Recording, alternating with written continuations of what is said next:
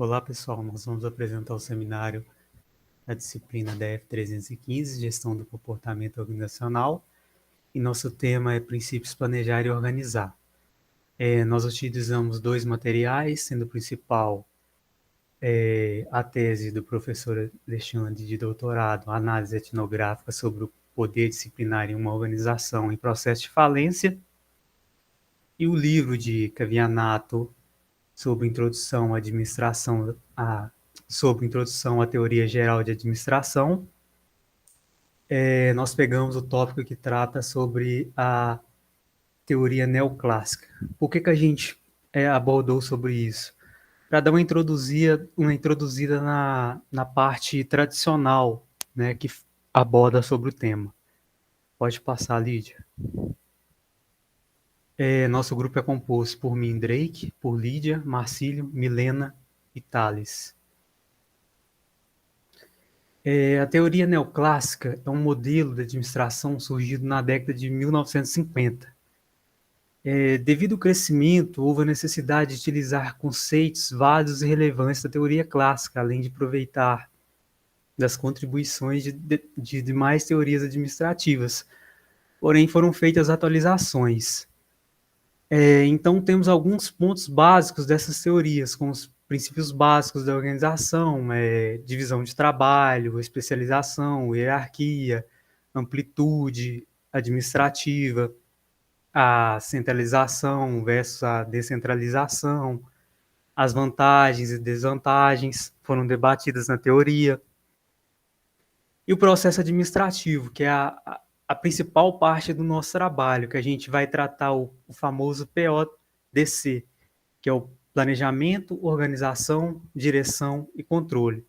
Anteriormente, na teoria clássica, ele também foi abordado, né, com o Fayol, que era chamado de POC3, que era o prever, organizar, comandar, ordenar e controlar. O PODC é um ciclo administrativo que envolve uma sucessão de fatos e eventos. O administrador ele deve iniciar e perpetuar um ciclo que envolve 4 ações contínuas. Como a gente pode ver na imagem, é o planejamento, a organização, direção e controle. Ou seja, primeiro a gente começa no planejamento, né, depois a gente vai para a organização, a direção e o controle. Depois o ciclo ele reinicia novamente. Na medida em que se repete o ciclo administrativo, ocorre uma contínua correção e ajustamento do processo. Assim, o desenvolvimento do ciclo permite definir, né, as correções que deverão ser introduzidas no ciclo seguinte, e assim por diante. Pode passar, Lídia. O Cavianato ele define que planejar é definir os objetivos e escolher antecipadamente o melhor curso de ação para alcançá-los. O planejamento define aonde se pretende chegar, o que deve ser feito, quando, como e em que sequência. As organizações, elas precisam de planejamento. Elas não podem agir de forma improvisada. A gente imagina se, por exemplo, elas fazem as coisas de forma vulgar, sem traçamento de planos. As coisas sairiam de formas catastróficas. O planejamento ele é o primeiro das 4 funções administrativas. A partir dele que se prossegue para os demais. Trata-se, no segundo Cavianato, de um modelo para ações futuras, um modelo teórico para ações futuras. O planejamento é um processo que começa com os objetivos e define os planos para alcançá-los. Podemos classificar a abrangência do planejamento em 3 níveis, sendo o estratégico, o tático e o operacional. Pode passar, Lídia. Segundo Cavianato, a palavra organizações possui diversidade de significado, podendo assumir sentido de organização como entidade social e organização como função administrativa e parte do processo administrativo. Nós vamos tratar nesse trabalho da segunda parte, que é o que nos importa, né, nessa primeira etapa introdutória. Nós, seres humanos, nós temos senso de organização. Por exemplo, a gente se apronta para sair, a gente se organiza. Por exemplo, antes de fazer esse trabalho, a gente se organizou para todo mundo levantar, para tomar um café, para vir de fato apresentar esse trabalho para vocês, para gravar isso aqui. Porém, a organização explícita aqui é algo diferente do que a gente está falando. É necessário que tenha uma ordem para as ações serem feitas. Como, por exemplo, nas organizações é necessário dividir o trabalho, estipular atribuições e responsabilidades de cada indivíduo, agrupar as atividades em órgãos e cargos. Pode passar, Lídia. Então, Cavianato define que, se tratando de funções administrativas, organização significa o ato de organizar, estruturar e entregar os recursos e órgãos incumbidos de suas administrações e estabelecer suas atribuições e relações entre eles. Agora a Lídia vai dar prosseguimento ao trabalho.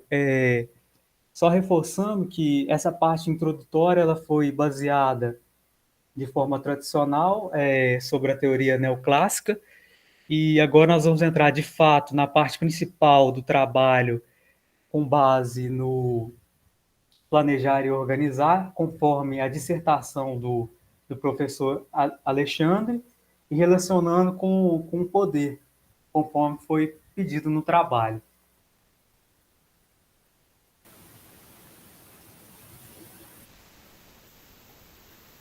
Bom, como o Drake falou, agora a gente vai começar realmente a parte da exploração do texto em si, e aqui partindo sempre dos princípios de planejar e organizar.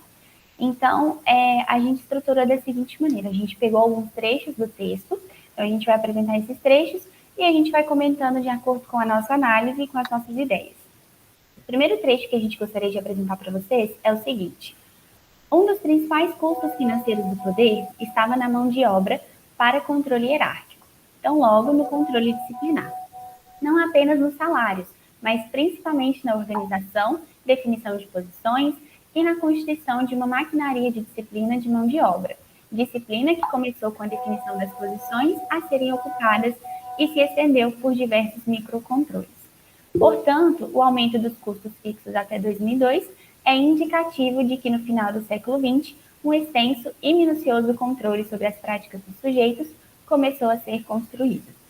Esse trecho ele foi retirado da página 102 da tese, e a partir dele a gente consegue perceber que essa organização relacionada ao poder, ela exemplifica-se de diferentes maneiras dentro da instituição, mas de acordo com esse trecho, o que a gente pode ver é a respeito da definição das funções, da definição dos cargos dentro da empresa, na demarcação, na orientação do comportamento da mão de obra, nas ações dos sujeitos. Então, esse princípio de organizar, ele vem muito para delimitar todos esses campos diferentes dentro da instituição. Então, desde lá da definição das funções, da definição dos cargos, passando pelo que esses sujeitos vão fazer de acordo com os cargos que eles possuem dentro da organização, até as ações que eles executam ali no dia a dia. Então, o princípio de organizar, ele passa por todas essas esferas dentro da organização. Outro trecho que a gente colocou aqui é o seguinte: os saberes constituintes das significações que aprendi compunham a concepção de que não existiriam posições se elas não fossem organizadas e sem que suas atividades fossem especificadas. Assim como não existiriam comportamentos ideais se as posições não fossem previamente delimitadas. Isso significa que, para que o controle atingisse todos os sujeitos, era preciso que primeiro eles fossem fixados em posições específicas e que, a partir delas, os comportamentos de cada um dos sujeitos que as ocupassem fossem delimitados dentro de intervalos de possibilidade de existência para cada uma delas. Esse trecho ele foi extraído das páginas 102 e 103, e aí, a partir dele, a gente pode tirar o seguinte: que a organização relacionada ao poder em si, ela se exemplifica também, como a gente já falou, na definição dos cargos, do comportamento, das ações dos sujeitos, conforme eu já falei anteriormente, E isso vai significar que a organização dentro da administração, ela está muito relacionada a como tudo é dividido, a como as funções são divididas, como as tarefas são definidas, a hierarquia dentro da organização e as demais relações que estão estabelecidas ali dentro. Porque a partir do momento em que você define quais são as funções, quem vai executar determinada função, quem vai executar determinada atividade, se é uma atividade inferior, se é uma atividade superior, tudo isso auxilia para que você consiga delimitar uma hierarquia ali dentro, na qual você vai estabelecer as relações de poder, em quem é superior a quem dá as ordens a quem. Então, toda essa parte da organização, né, todas essas definições que o texto vem trazendo para a gente, elas culminam ali na hierarquia, né, no final. Então, todas elas levam a esse estágio. Então, dessa forma, o princípio, né, de organizar, ele consegue ajudar a fazer essa estruturação dos setores, porque ele que vai fazer a estruturação das funções, dos cargos, das atividades, da hierarquia, das relações que vão ser estabelecidas ali dentro, de maneira a garantir que tudo esteja funcionando da maneira desejada pela direção. Então, isso é importante também, porque não é algo que é feito organicamente, né? É algo que alguém pensou de acordo com os objetivos que essa pessoa tem, que a empresa em si tem, para fazer tudo aquilo funcionar da maneira como essa pessoa quer, né? Essa pessoa a gente pode colocar aí a figura do CEO, que é muito presente dentro da tese. Avançando aqui, a gente colocou o seguinte trecho. A especificação das posições, das inter-relações entre elas e dos comportamentos intervalares de cada um dos sujeitos que as ocupassem, constituem o princípio organizar da administração clássica. Esse trecho está presente na página 103 da tese. A partir disso, então, a gente coloca aqui o princípio da organização, ele assume, portanto, a função de não apenas dividir e definir as funções, mas de especificar cada uma das atividades e comportamentos pertinentes a elas, bem como os indivíduos que as executarão e como cada uma deve se relacionar com a outra. Com o princípio de organizar, é possível estabelecer e instituir processos e metodologias para os diferentes ramos presentes na organização, independente do nível hierárquico da função. Esse mecanismo faz com que a sua importância transcenda os objetivos básicos de uma simples disposição de objetos, de seres e de ações, e de que ele assuma uma relevância ao campo da cadeia de poder e de como as relações são estruturadas a partir dela. Então, esse trecho, ele confirma muito o que eu falei anteriormente a respeito de como essa organização, que vem lá do início, que vem das tarefas, das atividades, ela vai se evoluindo e ela vai chegando ao ponto de definir uma hierarquia e de definir uma relação de poder dentro da instituição. Então, ela tem uma importância muito grande, porque a relação de poder ela é extremamente importante dentro da instituição para que existam seres que façam as ordens, seres que recebam essas ordens, para que se defina quem depende de quem ali dentro. Então, o texto ele mostra tudo isso para a gente, como que esse princípio do organizar, ele vem circulando determinados setores, determinadas áreas e atividades, para que no final a gente consiga ter ali aquele objetivo da hierarquia e da delimitação da relação de poder também. Outro trecho que a gente colocou é que a organização dos cargos demarcou a divisão do trabalho e foi formalizada com a produção dos manuais de cargos e tarefas para cada uma das funções. Nos manuais estavam descritos exaustivamente quais eram as funções, atribuições, tarefas, obrigações, direitos, deveres e objetivos de cada cargo hierárquico que definia a hierarquia formal da empresa. Esse trecho ele também foi retirado da página 103. A partir dele, então, né, como essa organização, que, como o trecho falou, ela pode ser vista em alguns casos como excessiva, ela auxilia também na garantia de que qualquer dúvida, qualquer questionamento, suposição que possa surgir dentro da instituição, que isso esteja coberto dentro daquilo que foi descrito e que foi organizado nos manuais. Então, ela vai assegurar, de um certo modo, que os modelos, que as formas, os métodos, as regras e tudo aquilo que foi descrito estejam sempre sendo seguidos, uma vez que eles foram estabelecidos. Então, apesar daqui no trecho o autor colocar que, né, elas estavam descritas exaustivamente, mas até isso é um ponto de que talvez tenha sido intencional, porque quanto mais você descreve, quanto mais você deixa claro quais são as regras, quais são as estratégias, quais as atividades de cada um, você vai cobrindo qualquer ponto de dúvida que possa surgir. Então, tudo fica muito bem estabelecido, tudo fica muito bem claro e tudo está descrito no manual, que é um documento formal da empresa.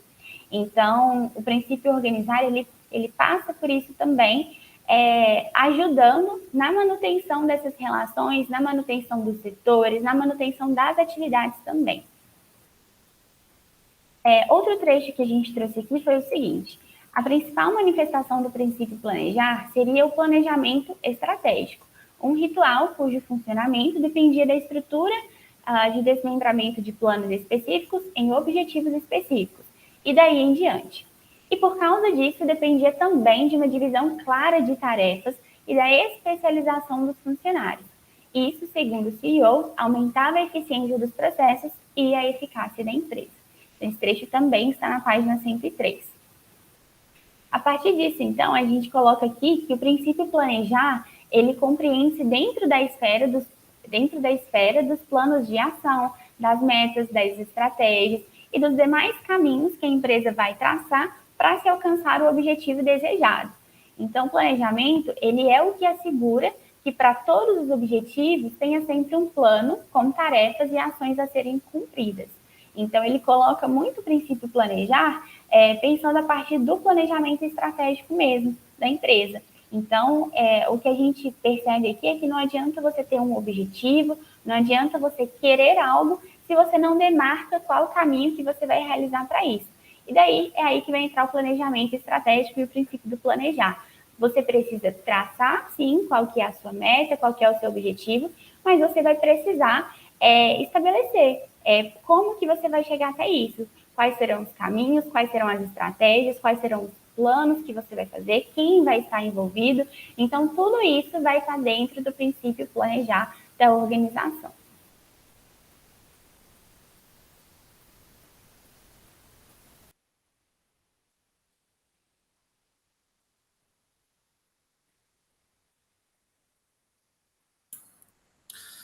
Olá, pessoal. Continuidade aqui, né, no trabalho. Agora eu vou falar, né, continuar falando desses princípios, principalmente do princípio de organizar. E os manuais, eles estipulavam os cargos hierárquicos sobre os quais os sujeitos deveriam se debruçar e se submeter. E a partir desses cargos, né, eram estipulados os cargos de cada pessoa, através de treinamentos físicos, comportamentos cotidianos, aptidões para o trabalho, especializações, disposições e até atitudes morais, né, sobre diferentes posições. Nesse contexto, né, se a gente pegar nesse contexto, organizar o espaço para as posições serem ocupadas por cada sujeito significa relacionar atos, desempenhos e comportamentos aos diferentes conjuntos que existiam para compor as regras de comportamentos a serem seguidas. E assim era colocado em prática uma base mínima de realidade, né? Hierarquizava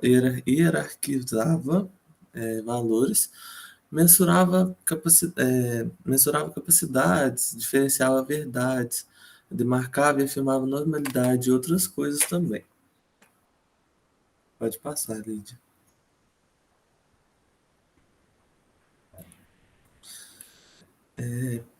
E as interações entre os sujeitos, na maioria das vezes, eram definidas pela posição que cada um ocupava, né? Aqui é um trecho, né, que retiramos da tese, que fala, né, que as posições tinham duas bases, que eram os referenciais simbólicos e referenciais normativos, né? Tinha simbologia, né, dentro de cada posição, né, seja a posição mais alta na hierarquia, como a posição mais baixa, entre outros fatores, né, que causavam essa simbologia, né, dentro de uma organização. Também referenciais normativos, que eram muito, como falei, dos manuais, né, que tinham, que delimitavam o que cada posição podia fazer para deixar elas de forma harmônicas entre si. E através dessas duas bases que conseguiam seguir as 5 operações fundamentais das posições descritas por Foucault, né? A primeira seria relacionar atos, desempenhos e comportamentos a um conjunto de possibilidades. E assim, formar campos de comparação, espaços de diferenciação e também princípios de regras a serem seguidas. Pode passar. Diferenciar indivíduos uns em relação aos outros em função das estipulações fornecidas pela regra do conjunto, que tinha uma base mínima de funcionamento, uma capacidade média de verdades e um ótimo ideal. Medir quantitativa e qualitativamente as capacidades e os indivíduos, né? Que era um dos princípios fundamentais para criar, né, essas normas, essas referenciais para definir, né, a posição de cada um dentro da organização. Fazer funcionar, através das medidas objetivas, a coação de uma conformidade a realizar e a zelar. E traçar o limite que definirá as fronteiras do anormal, né? Isso é muito importante, né, para o princípio de organizar, porque traz uma base, né, a ser seguida, uma organização para a empresa, né? E pode passar. Aí, igual eu estava falando, né, que a disciplina organiza o espaço. Mas o que Foucault quer dizer com isso? Quer dizer com isso da disciplina organizar o espaço, né? E isso pode ser explicado, se não me engano, por Mota e até anotei aqui, Al-Qadipani, no sentido de que há nuances e variações sobre a operação do poder nas organizações que está além da disciplina pura. Fica entendido que com esse fragmento que Foucault, né, que ele dá atenção, né, bastante atenção para definição de poder, lei e poder repressão. Ele sugere, né, que a existência de algo acontece por meio dos saberes, né, que definem, que dão a definição para essa coisa, né, para isso. E junto com isso, essa coisa, né, esse objeto, ele modifica os saberes existentes.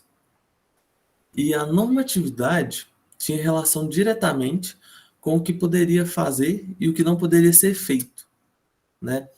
A pessoa, quando aceita, né, a posição dentro da empresa, né, dentro da organização, essa pessoa tem que seguir o papel dessa posição, tem que seguir corretamente, seguir tudo certinho, o que essa posição é definida, né? Essa posição é definida no manual. E as posições tinham delimitações e eram harmônicas com as outras, de uma maneira sistemática, né? O poder, ele disseminava verdades e conhecimentos.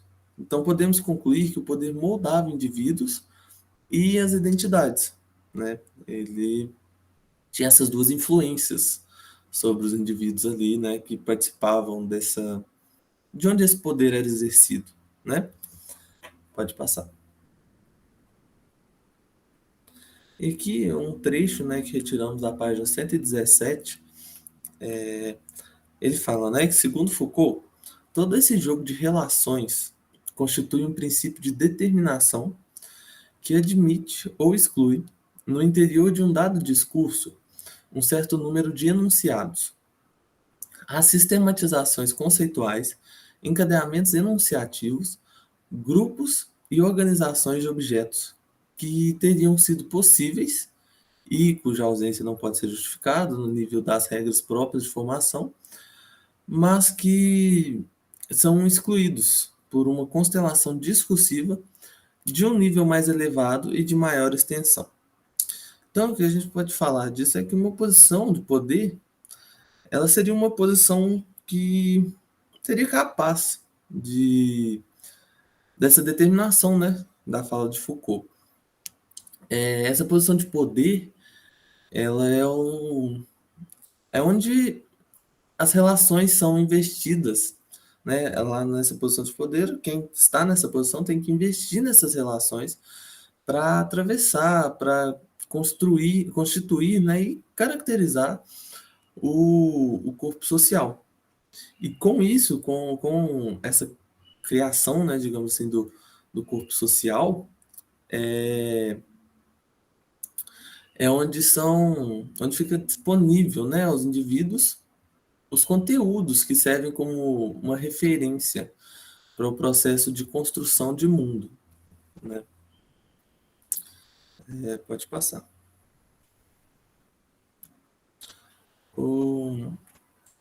A posição de poder gera relações sociais e individuais. Essa relação de poder faz isso através muitas manipulações simbólicas direcionadas ao alvo em questão, né? Ao alvo que ela determina. Quem tinha essa posição de poder era tido como referência, né? Ele era ali a referência para os demais. E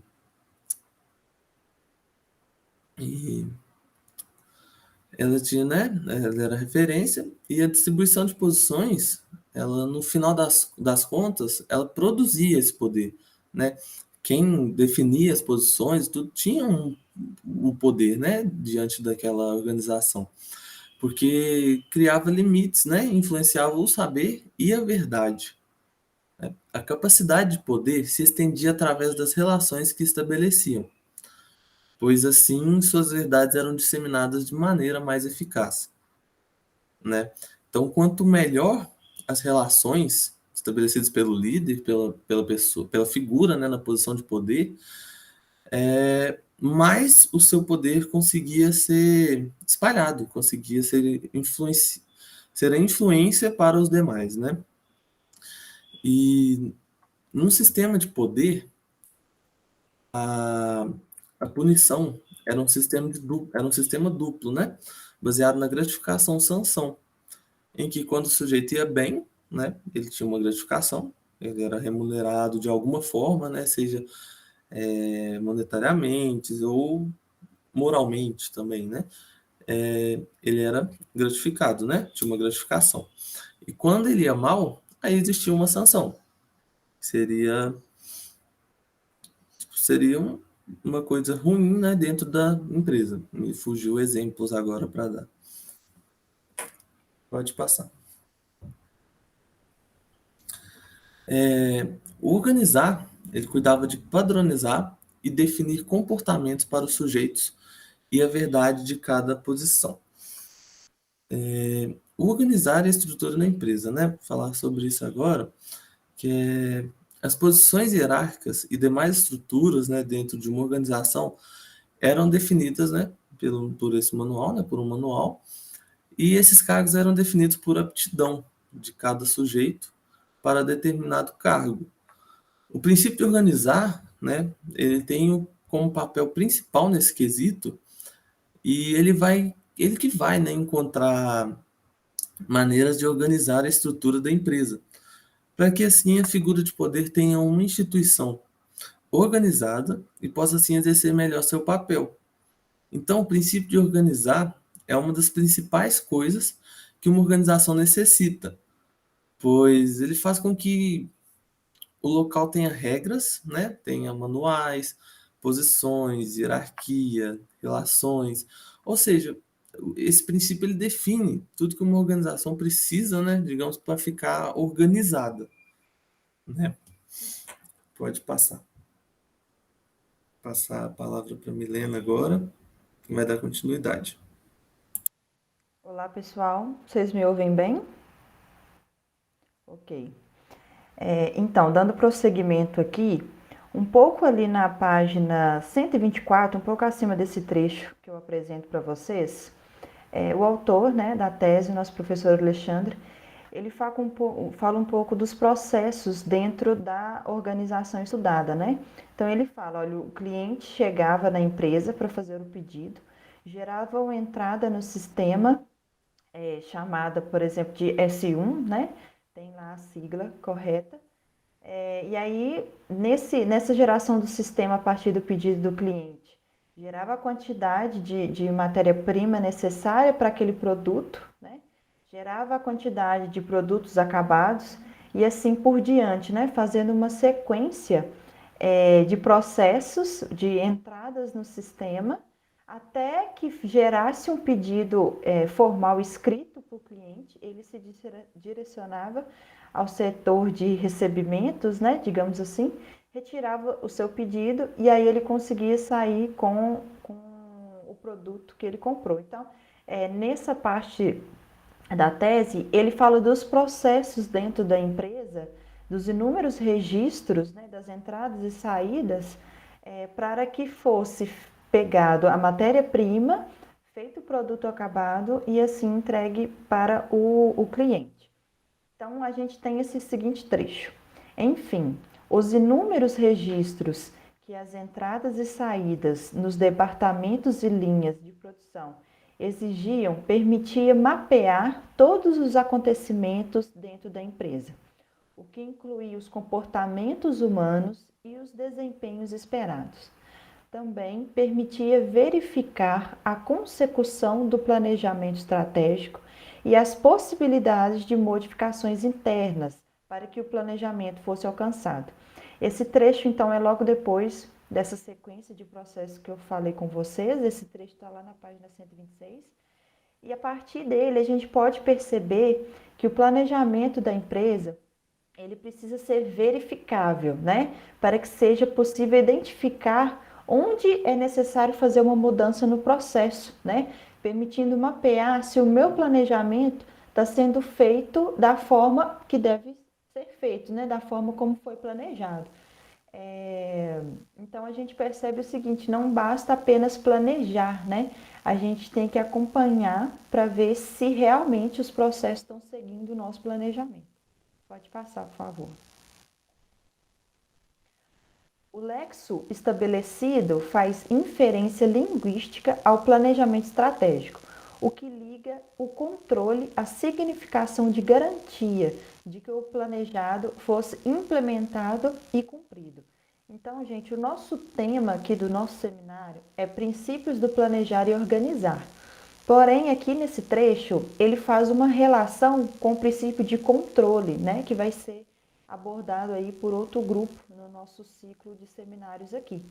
Mas eu achei importante trazer um pouquinho, né, um pouquinho desse controle aqui, né, nesse trecho, porque é o seguinte, o planejamento, né, está ligado ao controle, né, justamente para garantir que o que foi planejado foi cumprido, né? Então, acho que é importante a gente ter essa visão de que o planejar é o primeiro, né, daquele ciclo lá que o Drake passou para a gente no início da apresentação, mas que todos os pontos estão ali ligados, né?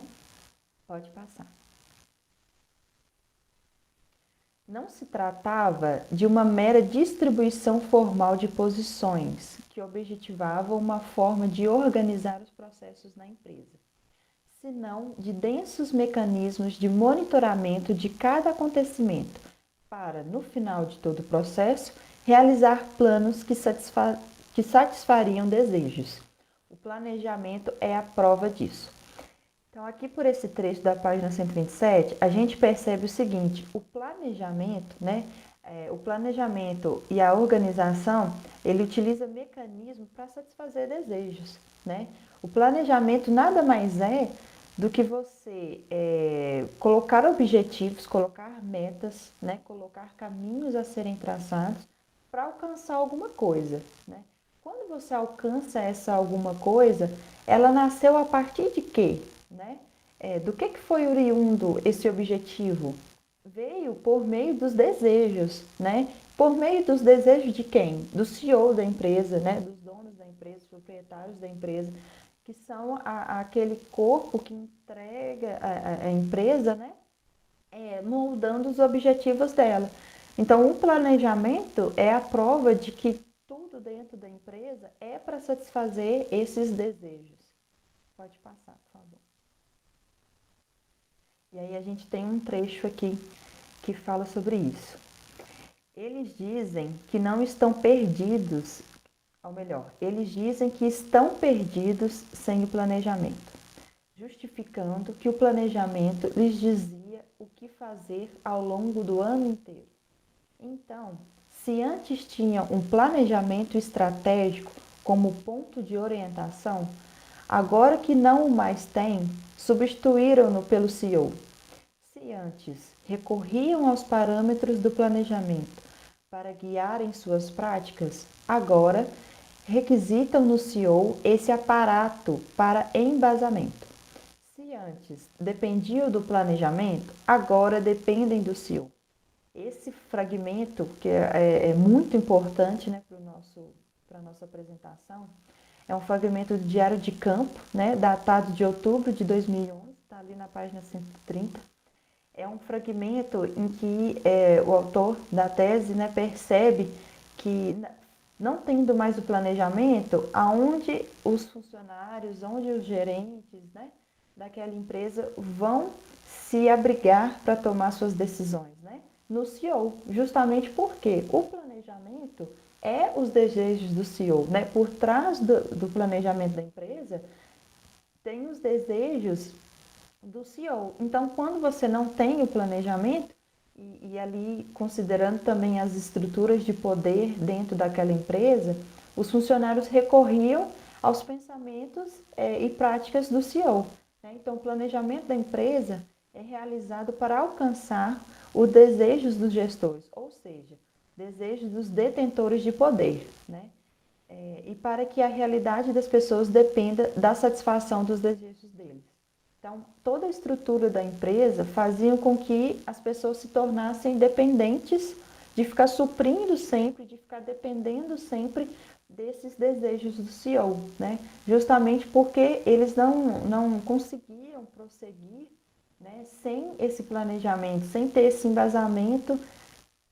E aí, sem o planejamento, eles substituíram pelo CEO. Pode passar. Aqui um próximo trecho. Implicava, pois, em designar comportamentos, ações e práticas para cada posição estabelecida no organizar. Planejar continha também o desenvolvimento dos manuais de cargos e tarefas. Então, aqui a gente apresenta, né, o tópico 1, que é a apresentação do texto, e na próxima fala, a nossa reflexão. Então, a partir desses trechos, a gente consegue refletir o seguinte: o planejamento cria manuais, né, de como devem acontecer os procedimentos da empresa, dentro na organização. E o organizar determina como serão os comportamentos e as ações para alcançarem esse planejamento. Né? Então, o manual, ele vai falar, né, por exemplo, para fazer um seminário, faça um slide, faça reuniões com os grupos antecipadamente, né, determine o tempo de cada um, determine a fala de cada um. E o organizar vai falar quais são os comportamentos e as ações para alcançar esse planejamento. Então, como cada integrante vai se comportar a partir dali, né? Se todos vão ter aquele horário estipulado, se todos vão permanecer compromissados, né, diante desse planejamento. Então, os dois princípios se ligam justamente nesse ponto. Pode passar, por favor. Se organizar insinuava distribuir os sujeitos em cargos que indicavam hierarquia de comando. Então, se o organizar é justamente essa distribuição de hierarquia de comando, o organizar, então, está relacionado à hierarquia e à distribuição de cargos na empresa. A gente sabe, né, que nas organizações tradicionais, a hierarquia ela é muito presente, né? Existe uma divisão, uma separação hierárquica muito forte nas empresas. Atualmente, né, a gente vem percebendo exemplos de empresas que possuem uma hierarquia mais flexível, né, não tem tanta divisão de cargos dentro da empresa. Porém, a gente percebe que esse princípio de organizar, ele está muito relacionado a isso. Então, mesmo que seja de forma mínima, mesmo que seja de uma forma muito sutil, é quase que certo, né, que as organizações terão algum tipo de hierarquia e distribuição de cargo da empresa, justamente para garantir que todos os sujeitos tenham seu papel dentro daquela organização. Os desempenhos, os intervalos de possibilidades e tão logo as práticas cotidianas formais, de um modo geral, eram planejados. Isso constituía o princípio planejar, uma descrição pormenorizada sobre o padrão de comportamentos em torno do planejamento estratégico está contido no anexo 3. Então, no anexo 3, a gente tem uma forma maior desse planejamento estratégico. Então, planejar é estipular quais os desempenhos, práticas cotidianas e intervalos de possibilidades serão aceitos dentro da organização. Então, estudando para o seminário, revendo as aulas, a gente percebeu que esses intervalos de possibilidades são o seguinte: quando você tem uma verdade, né, a sua verdade são aqueles conjuntos de informações que você possui. Então, cada uma das nossas verdades, cada um aqui desse grupo, cada um dos que assistem essa aula tem o seu conjunto de verdade, e esse conjunto de verdade é baseado em simbolismos e no grupo de informações que você tem. Então, dentro da organização, se eu limito informações, se eu limito intervalos de possibilidade daquilo que pode acontecer, eu vou estar exercendo o poder e vou estar criando a verdade daquela organização. Então, limitando o conjunto de informações, trazendo o simbolismo, eu vou criar o intervalo de possibilidade daquilo que pode acontecer, daquilo que não pode acontecer, né? O que a gente pode pensar em relação a esses intervalos de possibilidade é o seguinte: dentro da organização a gente tem aquilo que deve ser feito, aquilo que realmente é feito, né? E aquilo que não pode ser feito de jeito nenhum. Então, entre esses três tópicos, existe ali tarefas que no cotidiano pode ser que não seja feito, né? Eu vou entregar um relatório e aí eu não consigo entregar ele perfeito, né? Mas dentro do meu intervalo de possibilidade, eu tenho ali questões que podem, né, ser passadas ali, né, serem apagadas ali, que ninguém vai perceber, né? Eu tenho um conjunto de práticas que não são, né, totalmente corretas, mas que também não são consideradas como uma falha, né, digamos assim, porque está dentro daquele intervalo de possibilidade que me é permitido na organização. Pode passar, por favor. Enquanto prática, planejar consistia na definição das ações, estabelecimento de objetivos e metas, desenvolvimento de planos de ação, sondagem do futuro, né, elaboração de regras específicas, por consequente, alcance dos objetivos e metas. Então, esse trecho é o trecho que mais a gente consegue comparar, né, para quem entrou nos primeiros períodos aí da faculdade. Esse trecho é o que mais nos relembra, né, daqueles períodos em que a gente fala da administração tradicional, né? A gente consegue reconhecer desse senso comum do que é o planejar, né? Que é constituir objetivos e metas, desenvolver um plano de ação, né? Ter uma visão ali do futuro para eu conseguir planejar bem para a minha empresa. Então, planejar e organizar é orientar as pessoas sobre o como fazer, quando fazer, com base em que você deve fazer, quais comportamentos serão aceitos, dentre outros mecanismos, né? É você falar para a pessoa, com essa meta, o que você deve fazer, né? Você já vai deixar isso claro para o seu funcionário, no caso, né? A partir dessa meta, eu preciso de tais comportamentos seus, né? A partir dessa sondagem do futuro, né, observando as oscilações da economia e observando a situação em que a gente se encaminha, eu preciso desses objetivos, eu preciso dessas metas, dessas regras, para a gente conseguir se estabelecer ainda como organização. Pode passar, por favor. Agora um trecho também muito importante, o planejamento estratégico. O que era esse planejamento estratégico?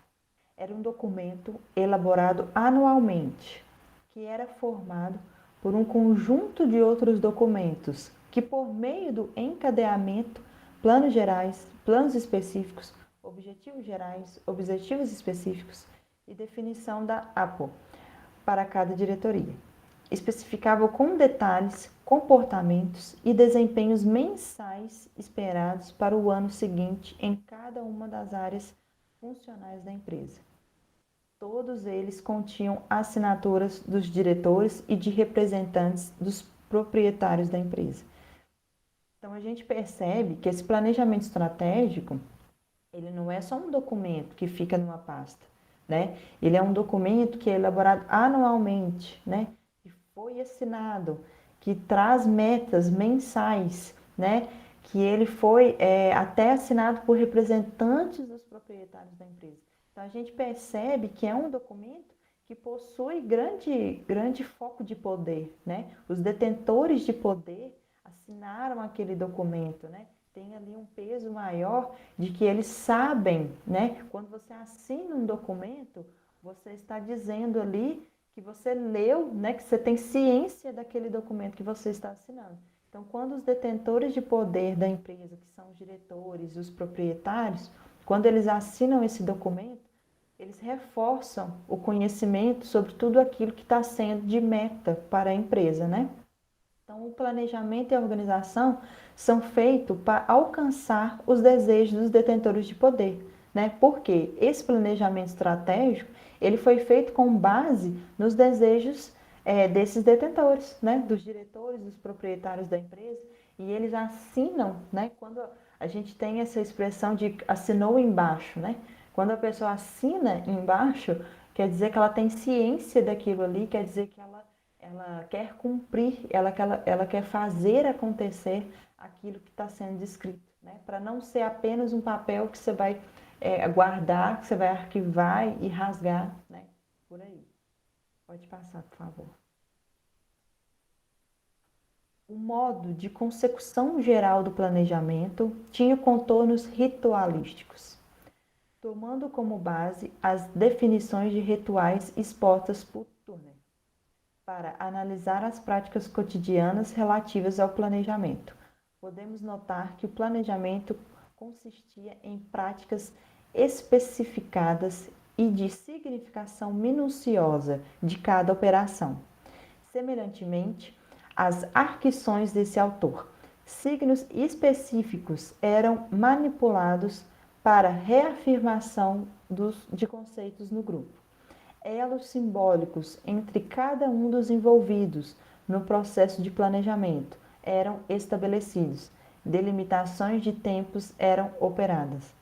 Nesse trecho, a gente pode perceber o seguinte, que constantemente dentro da organização é feito rituais, né? É feito símbolos para reafirmar constantemente o planejamento que foi feito, né? A gente pode perceber isso aqui nas organizações que possuem reuniões diárias, reuniões semanais, para verificar se aquilo que foi meta para aquele mês, né, fazer uma auditoria interna dentro da empresa, para verificar se aquilo que foi meta do mês, para ver se aquele comportamento desejado, para verificar se os planos de ações das auditorias dos meses anteriores, as ações foram feitas. Então, são tudo uma base ritualística, né? Que faz aqueles gestores, que faz aqueles funcionários serem sempre, né, e constantemente lembrados de cada operação, de cada arquição dos autores daquele planejamento, né? Então, cada desejo é novamente estabelecido a partir dos rituais que é feito dentro da empresa. Pode passar. E aí, continuando esse trecho. Além de cerimônias, ritos de abertura, ritos de encerramento, eram que caracterizaram o ritual. O que me levava a afirmar o caráter ritualístico do planejamento é, de acordo com Livy, a especificação e significação minuciosa de cada ação e cada objeto manipulado para construir o planejamento. Então, cada ação era minuciosamente construída dentro do planejamento, né? Então, a gente consegue perceber que não é somente planejar, né? Você está constantemente na rotina, na prática cotidiana da empresa, fazendo com que os agentes possam entrar em um constante ritual para se lembrar daquilo que foi planejado. Pode passar, por favor. Ao fazer o planejamento, então, o CEO faz com que os seus funcionários sigam as suas diretrizes para se seguirem para as práticas cotidianas, tornando essas pessoas dependentes dele. Os rituais servem para que o CEO relembre constantemente seus funcionários de seus desejos. Então, o CEO está ali constantemente se reafirmando dentro da organização, exercendo relações de poder, né, para que os seus funcionários fiquem dependentes dele, dependentes do seu planejamento, para conseguirem fazer as suas ações dentro daquele intervalo de possibilidade que é aceito na organização. Agora eu vou passar a palavra para o Thales.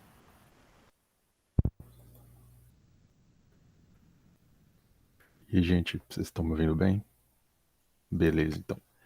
Então, para a gente dar continuidade, né, a gente tem esse trecho aí que foi extraído da página 137 da tese do Alexandre, né, que diz que pode-se afirmar que o formato de realização do planejamento estratégico era o investimento estratégico de Jack Kiefer para obter os efeitos: produção de pelo menos parte do futuro, financiamento para dispositivo de poder, construção de uma cadeia de poder que estruturasse uma plataforma de realidade. Esses efeitos, por sua vez, podem ser considerados investimentos estratégicos para cumprir seus objetivos de controle e poder. Então, vamos pegar esses três objetivos, nesses três efeitos, aqui por partes, para a gente conseguir explicar um pouco melhor. Primeiro, sobre essa questão de produção de pelo menos parte do futuro.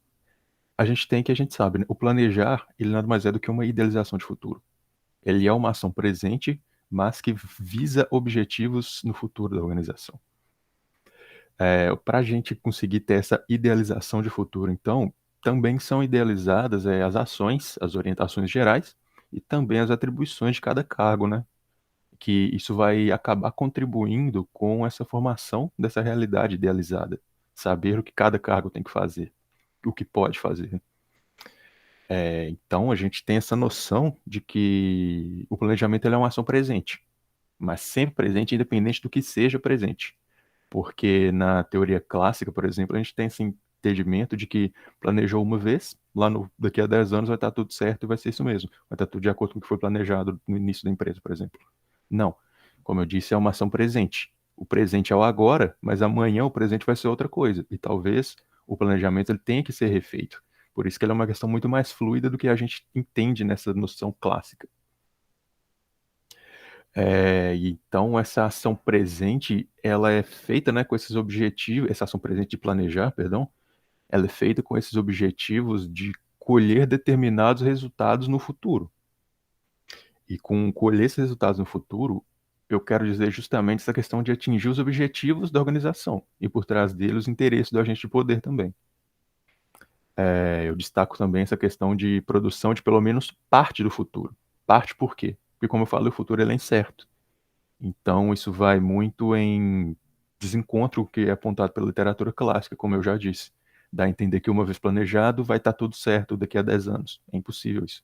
O futuro ele é incerto.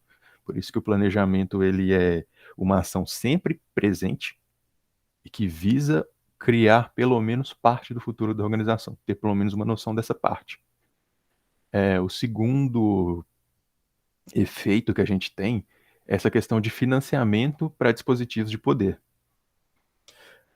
Por meio desse planejamento, então, é possível a gente ter disponível uma espécie de expectativa de retorno financeiro mesmo, para conseguir financiar o que é referido no texto como investidas estratégicas do agente de poder. Então, vamos supor, por exemplo, que ele vai estipular um lucro desejável e vai mudar o planejamento em cima disso para que esse lucro seja atingido. Se tem um planejamento para atingir um lucro, consequentemente, isso vai acabar se tornando, vai acabar voltando dinheiro para o CEO, para os donos da empresa. Então, o planejamento ele também vai de encontro com os interesses desse agente de poder, porque, querendo ou não, essa questão financeira também tem um certo peso durante a realização do planejamento. Não estou dizendo que seja só uma questão financeira, mas que ela também tem certo peso dentro da organização, dentro do planejamento como um todo. Né? Se eu tenho um determinado interesse e vejo que esse interesse ele tem um custo dentro da organização, então eu, como agente de poder, eu vou moldar o meu planejamento idealizando essa realidade, né, essa realidade organizacional, perdão, que vai, no final das contas, vai me dar um retorno que eu possa conseguir vir a financiar esse meu interesse. Então, a questão de, tá, eu tenho esse custo, eu preciso ter essa receita para arcar com ele. Um bom exemplo disso é o PL, por exemplo, que eu posso, durante o meu planejamento, ter uma previsão de lucro tal para conseguir ter uma distribuição de lucros, de uma participação de lucros interessante. Se eu estipulo esse lucro, é interessante eu me planejar para que seja atingido isso. E com isso a gente vai conseguir ter uma série de fatores que nos leva também ao terceiro ponto que eu vou falar daqui a pouco, que é a questão de estruturar uma plataforma, né? Estruturar uma realidade. Por quê? O PL, querendo ou não, ele é interessante para todos da empresa que vão acabar recebendo. Então, essa busca por ter essa participação de lucros no final, acaba moldando também a realidade da empresa, as ações dos indivíduos que vão tendenciar a chegar justamente nessa questão de obter esse lucro. Como eu falei, né, o terceiro resultado, então o terceiro objetivo desse planejamento estratégico é a construção de uma cadeia de poder que estruturasse uma plataforma de realidade. Esse exemplo do PL, ele molda bem como funciona essa estruturação de toda a realidade, porque vai estar meio que todo mundo querendo agir com os objetivos da empresa para atingir aquele determinado lucro, para todo mundo ter uma participação de lucro interessante. Então, a gente tem essa orientação de comportamento de todos os indivíduos que acaba meio que colaborando para essa formação também da cadeia de poder. Porque, querendo ou não, planejamento e organização tem um pouco da questão da hierarquia, né? A quem eu devo responder, quem estará acima de mim. E se eu me enquadro dentro dessa busca, né, pelo lucro, que exemplificando essa busca pelo lucro, se eu me enquadro dentro dessa busca, eu também me enquadro dentro dos regimes internos da organização, que é responder hierarquicamente, justamente. Pode passar, por favor, Lídia. Um outro tópico que a gente selecionou aqui é justamente essa questão que está na página 137, que diz: se eu tivesse que resumir em uma palavra o planejar, eu diria que nesse princípio eram planejadas as práticas necessárias para a satisfação, de desejos representados por objetivos da empresa. Desses desejos, a gente tem os desejos do CEO e também os desejos do indivíduo. Por quê? Inicialmente, né, vale dizer que isso corrobora muito com o que eu falei sobre essa questão de orientação da realidade, porque o agente de poder vai orientar essa realidade para atingir os seus objetivos, os seus interesses. No caso aqui, os objetivos da empresa, mascarados também os desejos do CEO, por exemplo. Porque a gente tem esse entendimento de que as relações de poder, elas constroem a realidade dentro da organização em que todos os indivíduos vão estar voltados para esses objetivos da organização. Né? O agente de poder ele consegue fazer com que todos os indivíduos meio que sigam essa mesma direção para atingir os objetivos. Como eu falei, os interesses do CEO, por exemplo, estão mascarados atrás desses objetivos da empresa. Com isso, a gente consegue fazer também uma questão de alusão com o poder pastoral que o Foucault apresentou em um dos textos que a gente estudou. Porque o rebanho, ele meio que segue o pastor, né? Ou o pastor indica uma direção e o rebanho deve seguir. No caso aqui, a gente tem o CEO, tendo seus desejos misturados com os objetivos da empresa. O CEO, como pastor, ele está justamente indicando a direção para o rebanho, que no caso seriam todos os indivíduos da organização seguirem essa mesma direção. E eles vão atingir os objetivos, eles vão buscar atingir os objetivos da organização, consequentemente vão buscar atingir também os objetivos do CEO, os interesses do CEO. E do outro lado, a gente tem também essa questão dos interesses dos indivíduos, porque, como a gente estudou também, para que esse agente de poder ele consiga elaborar toda essa realidade, né, moldar essa realidade, criar essa verdade dentro da organização, ele precisa também da questão da docilidade dos indivíduos, que eles estejam em concordância com o que está sendo imposto pelo poder. Porque é justamente essa concordância que vai legitimar essa realidade como verdadeira. E como que ele faz para essa concordância existir, né? Ele faz com que os indivíduos enxerguem nos objetivos da empresa a satisfação dos seus próprios desejos. Se o melhor para a empresa é o melhor para mim, eu vou entrar em concordância com isso, né? Uma vez que se é bom para a empresa, é bom para mim, não tem por que eu fazer o que é bom, eu não fazer o que é bom para a empresa, porque consequentemente vai ser o bom para mim. Uma vez que essa noção, né, essa idealização, essa realidade já esteja legitimada, né, que esteja todo mundo de acordo, os objetivos da empresa eles vão ser perseguidos, porque como eu falei, se é bom para a empresa e bom para mim, não tem por que eu não fazer. Então essa busca pelos objetivos da empresa, né, que os indivíduos interpretam ela como busca pela satisfação dos seus próprios desejos, acaba contribuindo também para a satisfação dos desejos do próprio CEO. Ou seja, esse planejamento ele é feito em cima disso. O CEO vai lá elaborar esse planejamento com base nos seus desejos, né, com os objetivos da empresa, e vai moldar toda essa realidade para que todos os indivíduos da organização consigam enxergar nesses objetivos da empresa a satisfação também dos seus próprios desejos. Pode passar, por favor, Lídia. Em resumo, então, sobre a organização, né, sobre o organizar, a gente tem o seguinte, esses dois fragmentos da tese aqui. Para tanto, tratei o organizar enquanto distribuição de indivíduos como sendo um dispositivo de inserção de corpos em um espaço denominado cargo. Isso aí é o que a gente já falou anteriormente, né? Que é justamente questão de atribuições de cada cargo, ações, funções, possibilidades de ação dentro da realidade que circula esse cargo. E o outro trecho que a gente selecionou também é essa questão de era menos importante um corpo produtivo e eficiente do que um corpo submisso.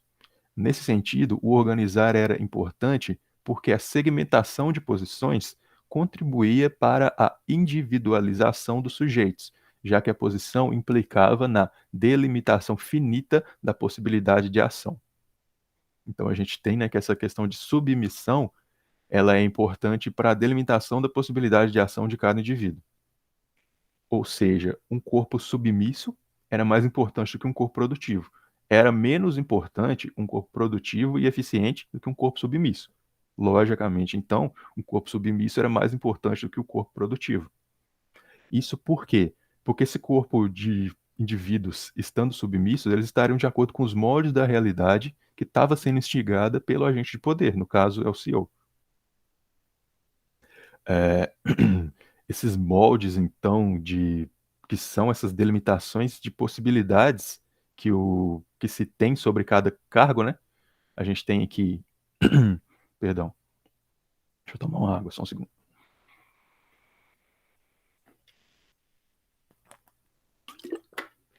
Como a gente tem essa questão que a posição, ela implica na delimitação finita da possibilidade de ação. Ou seja, dentro de cada cargo existe uma possibilidade finita de agir. É aquela questão de você ter autonomia dentro do que é permitido. Eu falo isso, né, de conseguir colocar em prática, né, esse princípio de organizar por meio dessa delimitação de possibilidade de ação. Eu falo isso entre aspas porque pode dar uma conotação tendenciosa para o lado dessa visão clássica sobre gestão.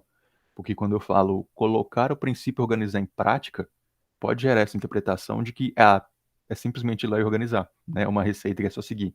A empresa, uma vez organizada, já está tudo feito.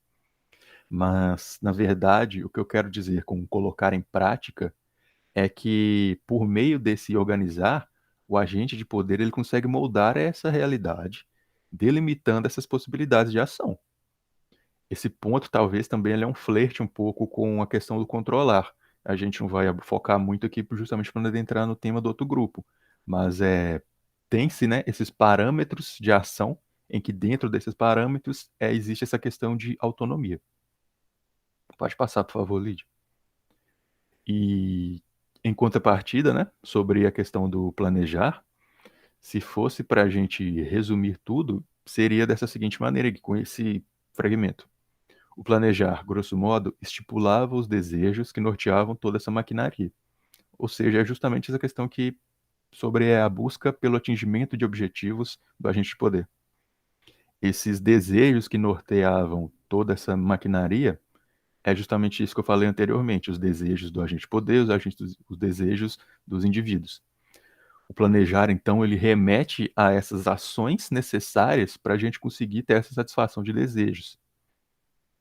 No caso dessa empresa estudada na tese, esses desejos eram representados pelos objetivos da empresa, como eu falei anteriormente, e tinham toda essa influência de moldar a realidade para buscar esses objetivos da empresa.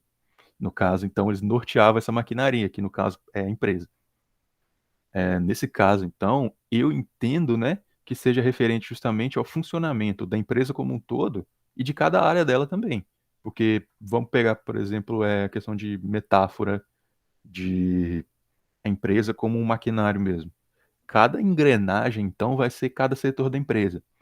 Todas essas engrenagens elas têm que estar funcionando justamente para o maquinário como um todo funcionar também. Ou seja, a empresa como um todo. O planejamento ele não vai focar em exclusivamente uma única área da empresa. Vai focar nela como um todo. Então, é nesse momento, né, do planejar que os desejos, né, entre aspas, eles vêm à tona e acabam iniciando esse processo de criação de uma verdade dentro da empresa. Porque quando o CEO está elaborando o planejamento estratégico, né, e como já foi mencionado, ele é continuamente elaborado, né, ele é um processo fluido, ele não é um processo que uma vez elaborado já está feito, o planejamento ele é continuamente revisado, como foi dito aqui também em momentos anteriores na parte da tese, né, no caso dessa empresa era um planejamento feito anualmente, né, tem-se essa noção de que o planejamento é um processo fluido, né?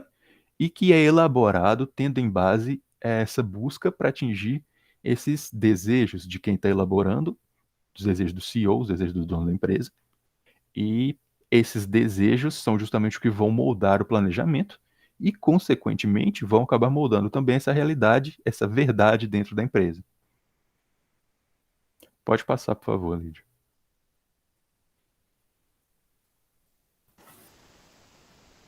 Bom, pessoal, agora a gente vai iniciar aqui a nossa parte 3, né? Então, depois a gente ter trazido esses elementos do texto, esses trechos e também a nossa análise, a gente vai falar um pouco agora a respeito dos 3 elementos necessários à gestão.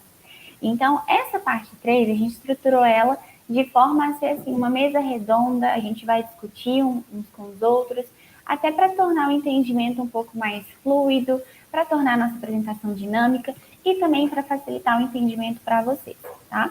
Então, os 3 elementos que a gente colocou aqui, que são necessários à gestão e que a gente conseguiu extrair desse texto, da análise que a gente fez e relacionado aos nossos 2 princípios, né, o planejar e o organizar, são o pensamento estratégico, a influência e a governabilidade. Então, a partir de agora, a gente vai adentrar em cada um desses elementos, explicando, trazendo aí um link entre eles e o texto, e trazendo um pouco da nossa análise e do nosso pensamento a respeito disso também, tá? Então, começando aqui pelo pensamento estratégico, o que a gente colocou? Que é necessário que a gestão tenha um conhecimento amplo e generalista a respeito das diferentes áreas, tecnologias e setores presentes na empresa, como, por exemplo, finanças, gestão de pessoas, gestão da produção e marketing. Apesar, então, de haver setores e gestores para essas diferentes áreas, cabe ao CEO ter a capacidade de validar e, se necessário, corrigir qualquer ação, estratégia ou planejamento que fuja daquilo esperado pela instituição. Dessa forma, atuando estrategicamente para conduzir a empresa e os funcionários. Então, o que a gente quis dizer aqui nesse ponto? Apesar de dentro da empresa a gente ter, por exemplo, o setor de gestão de pessoas, o setor de finanças, e ter dentro desses setores pessoas que são ali as pessoas-chave, né, que são os chefes de setores, que têm o conhecimento total da área, que tomam as decisões, que estabelecem os planos, os objetivos, é necessário, sim, que o CEO de uma empresa, ele seja uma pessoa com conhecimento generalista. Ele precisa saber, ele precisa entender todas as áreas que compõem a empresa dele, porque ele não pode deixar uma área totalmente, né, 100% na mão de uma outra pessoa, né? Vamos supor que ele não tivesse nenhum conhecimento em marketing, por exemplo. Ele não pode deixar que uma outra pessoa tome todas as decisões e fale para ele o que é bom e o que não é. Ele precisa ter esse conhecimento para que ele tenha o discernimento também de entender aquilo que vai funcionar, aquilo que não vai. Quando a gente coloca esse trecho aqui, não necessariamente a gente está querendo dizer que o CEO vai ficar corrigindo ou que ele vai ficar interferindo demais dentro do setor que tem na empresa, né, dentro dos diferentes setores, mas sim que é necessário que ele conheça, que ele entenda e que se ele ver que é necessário, ele interfira. Entendeu? Então, é muito mais uma coisa dele ser essa pessoa de um conhecimento amplo, de um conhecimento generalista, para que assim ele consiga conduzir, para que ele consiga comandar melhor tudo aquilo que está acontecendo ali. Então, isso é uma das correntes ali do pensamento estratégico. Então, é uma característica que precisa ser inerente a essa pessoa, né? Essa pessoa que vai ocupar ali a posição de CEO dentro de uma organização. E dentro dessa questão de planejamento estratégico também, é importante ter esse entendimento da organização como um todo, né? Como a Lídia falou, entender a organização como um todo, mas também como ela estando dentro de um ambiente externo a ela. E como esse ambiente ele é capaz de influenciar os aspectos internos que podem vir a afetar o planejamento. Ou seja, tem-se um ambiente externo, né? Que vai acabar influenciando fatores internos da organização. A gente pode citar fatores da economia, por exemplo, fatores naturais do país, questão de sazonalidade. Tem um monte de fatores que vêm do ambiente externo que também vão ter um certo peso dentro da organização. Então a gente tem que ter essa visão da organização, da empresa, como um todo, já que é tudo muito ligado uma coisa à outra, né? Não é separadinho como essa questão que a visão clássica aponta. Não é cada setor por si, são todos fatores juntos, dentro de um único planejamento, que vão rumar para atingir os mesmos objetivos. Isso que eu estou falando, né, remete um pouco a essa questão da teoria de sistemas, que a gente aprende lá nas disciplinas de TGA. E dentro das nossas discussões dessa disciplina aqui de gestão do comportamento organizacional, a gente também tem que levar em consideração que o administrador ele não vai ser agente de poder só dentro da empresa. Ele tem um monte de stakeholders externos que também entram nessa questão de relações de poder. Por isso que é interessante essa questão do pensamento estratégico, né? Enxergar a empresa como um todo e enxergar o todo em volta da empresa também, porque a relação de poder ela não vai se construir unicamente, exclusivamente lá dentro. Ela também se estende para fora dos muros da organização.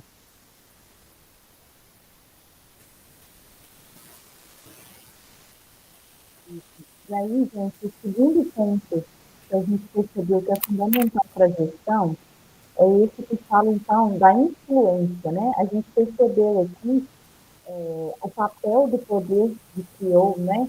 Aquilo que ele faz de informação para criar a verdade dos seus funcionários. Então, o que seria isso? O planejamento, então, serve para alcançar os desejos desses detentores de poder, né? Isso é feito através da utilização do poder para criar a verdade da empresa, fornecendo informações que são pré-selecionadas por esses agentes de poder que irão seguir os desejos da gestão. Então, os detentores de poder da empresa fornecem informações específicas e pré-estabelecidas. Essas informações criam verdades, né, que vão se influenciar para os seus funcionários. Organizar é feito para determinar comportamentos e práticas cotidianas que vão possibilitar o alcance dos desejos e objetivos planejados. Os funcionários dependem das informações fornecidas pelo agente de poder, né, que é o planejamento, para se basearem na prática cotidiana, que é o organizar. Então, a gente percebe aqui a influência do CEO, a influência da gestão dentro de toda a rotina, de todo o cotidiano da organização. Pode passar, tá?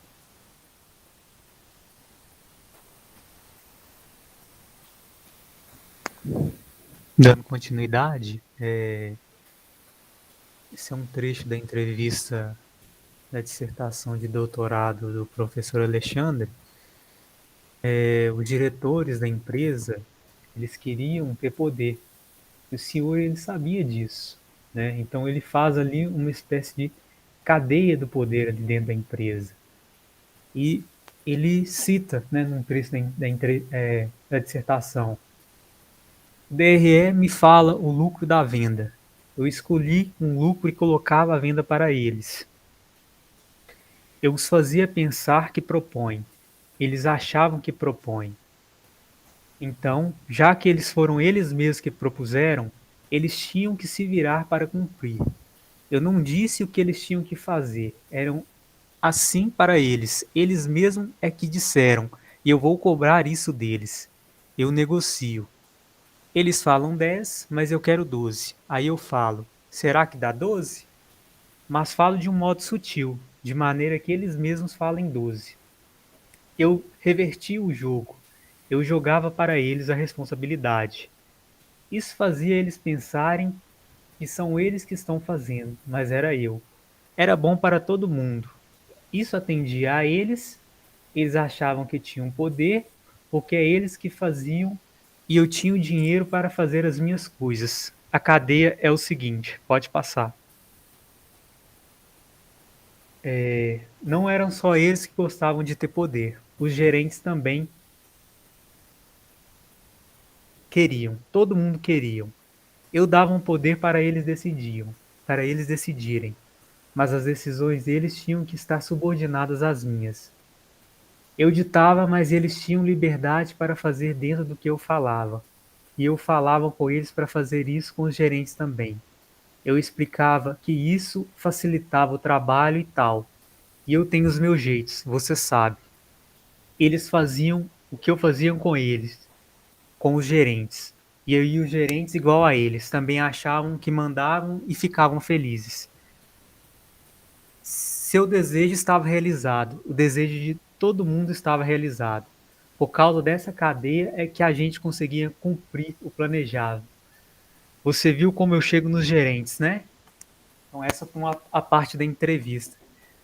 Nós achamos esse exemplo muito interessante. A gente percebe que o CEO ele conseguia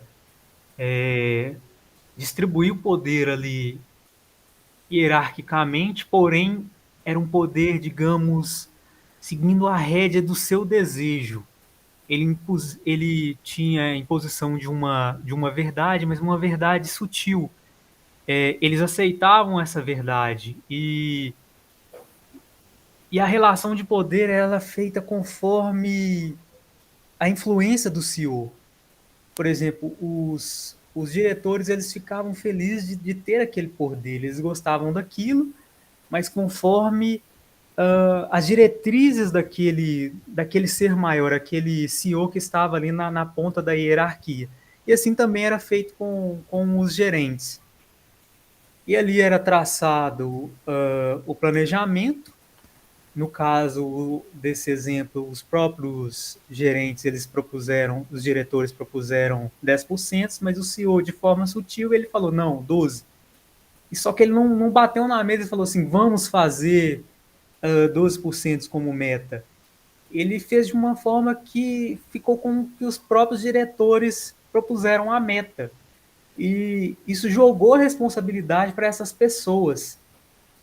Então, elas mesmas tinham que cumprir aquilo. Fica como se você mesmo que disse, então fica feio se você não cumprir. Foi algo que você mesmo disse. E foi uma verdade construída. Então, não é um poder imposto, é uma relação de poder construída de forma inteligente. Não é algo que foi criado uma resistência.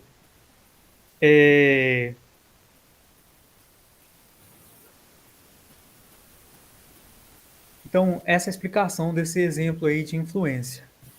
Só para complementar, Andrei, nessa parte, né, como você falou, ele foi tão inteligente porque aqui ele tinha dois métodos que ele poderia escolher para fazer isso, né, para tomar essa ação que ele tomou. Ele poderia ter chegado e imposto que ele queria esses 12%, ou ele poderia ter feito dessa forma como ele fez, né? Então, sendo influente, usando ali da persuasão que ele tem para fazer com que as outras pessoas pensassem que tinha sido uma ideia delas, esses 12%. E por que isso é inteligente? Porque dessa forma, como ele falou, né, como o Drake explicou para a gente, ele faz com que as pessoas pensem que elas têm o poder, que elas decidiram aquilo e que elas acham que aquilo é possível, então por isso elas vão fazer. E também porque, às vezes, se ele tivesse feito da outra forma, as pessoas não teriam o mesmo engajamento, não teriam a mesma vontade e, às vezes, não conseguiriam esses 12%. Então, ele fazendo esse jogo que ele faz, né, de influência e esse jogo de poder até, ele consegue atingir os objetivos que ele quer e que, consequentemente, a empresa quer também, sem se indispor com ninguém, sem fazer com que ninguém trabalhe sob pressão ou trabalhe achando que tem que cumprir uma meta que alguém impôs, e sim algo que é totalmente possível. Então, ele realmente usa muito dessa inteligência, dessa influência que ele tem para conseguir atingir os objetivos que ele tem, que a empresa impôs também. Isso foi E como... uma coisa... Desculpa, Thales, Não, pode interrompendo. falar. Foi como um pai com os filhos, né? E foi uma verdade realmente construída. E pode continuar, Thales. Não, eu só ia falar que levar em questão essa consideração, essa vaidade, né, dos diretores, ela também é importante porque no planejamento, porque levando em consideração isso, né, ele não exercendo esse poder impositivo, esse poder bruto em cima das pessoas, ele vai conseguir ter uma certa economia de energia, porque o poder esse poder imposto, né, esse poder bruto, ele gera mais conflito, mais resistência do que esse poder sutil. Então é uma energia que poderia estar sendo distribuída muito bem para o processo de produção, para a busca de resultados, que estaria sendo perdida em conflitos.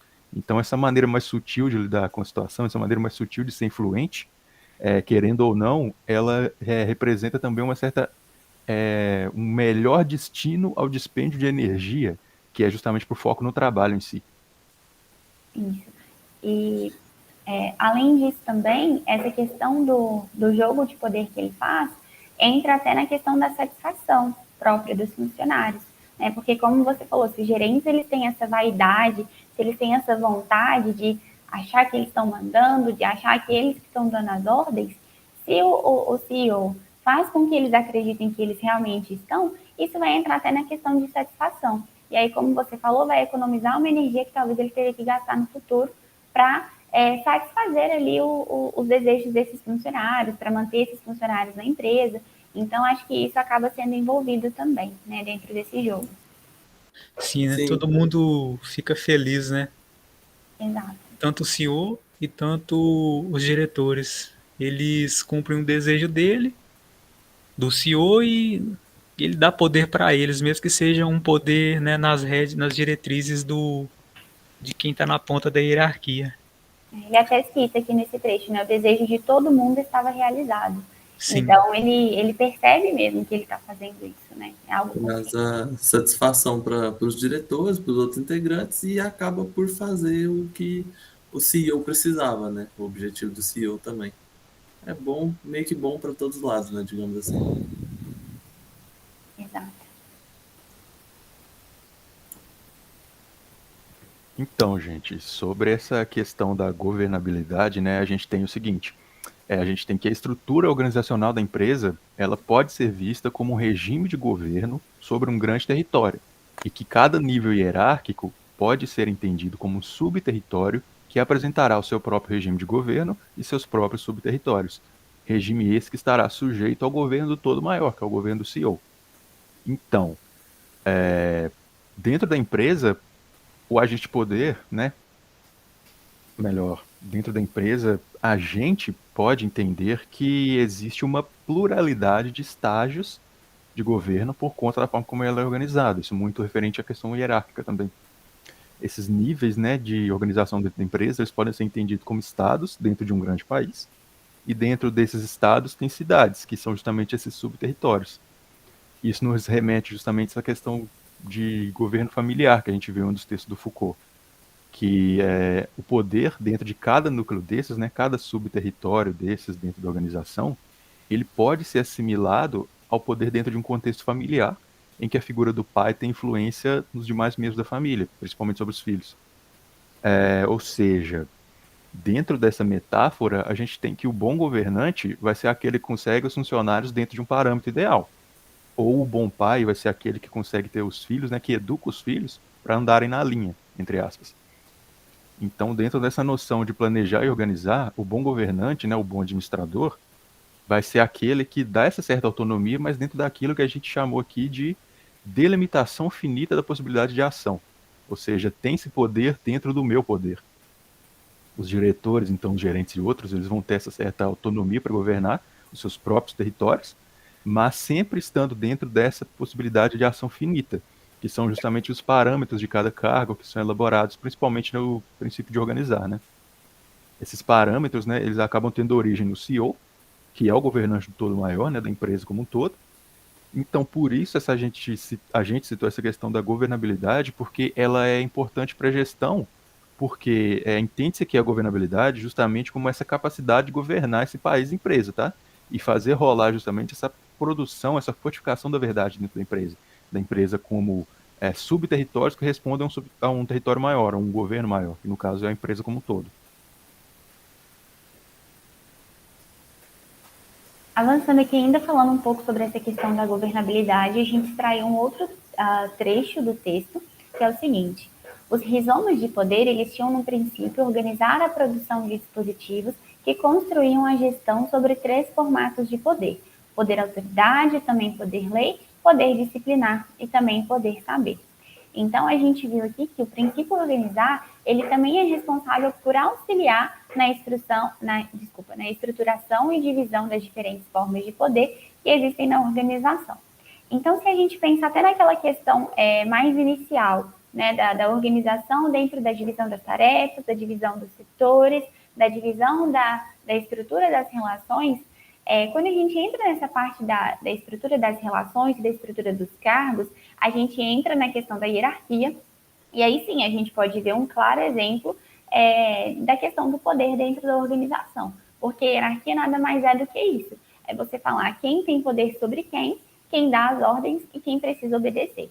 Então, a gente viu que o organizar, ele entra também nessa questão da governabilidade, de falar quem que é o governante sobre quem vai dar as ordens, quem vai obedecer, e tudo isso é relacionado ao que a gente tinha extraído e analisado anteriormente, sobre a estruturação dos cargos, dos setores, das tarefas, das funções, culminando ali no ponto final, que seria a hierarquia da empresa. Lídia, e só para complementar também, a gente tem essa questão, né, que igual você falou, o poder hierárquico sendo distribuído de cima para baixo, mas como a gente estudou nas aulas também, o poder ele pode muito bem vir de baixo para cima, aliás, ele muito mais vezes acontece de baixo para cima. A gente tem aqui essa questão hierárquica porque, uma vez que todos os indivíduos estejam dóceis a essas relações de poder, essa verdade legitimada dentro da empresa, aí sim, eles vão acabar respondendo hierarquicamente, mas o agente de poder em si, a influência de poder, ela surge mais de baixo do que para cima. E para concluir, Lídia, volta lá no slide 38, se eu não me engano, que a gente começou citando os 3 pontos, por favor. Aí. Só para concluir, por que a gente citou esses 3 pontos, né? A gente tem, então, o planejamento estratégico importante porque enxerga-se a empresa como um todo. Enxergando a empresa como um todo, a gente vai ter essa noção de fluxo de informações que vai nos tornar influentes. A gente já chega no ponto da questão da influência, que vai fazer com que a gente consiga, né, influenciar, logicamente, o funcionamento da empresa como um todo. E esse funcionamento da empresa como um todo está muito ligado a essa questão de governabilidade, que é justamente conseguir governar a empresa dentro dessa noção geral de subterritórios, conforme eu falei da governabilidade. Por isso que está tudo ligado. Esses 3 pontos estão tão ligados quanto os princípios: planejar, organizar, dirigir e controlar. Igual o Drake colocou lá num dos primeiros slides, a questão do modelo da teoria tradicional, o modelo circular, né? Se a gente fosse pegar aquele círculo lá, também ia ter uma cruz passando no meio. porque os 4 princípios estão ligados entre si e acontecem dinamicamente, fluidamente ao mesmo tempo. Sim, exato. Obrigada, Thales.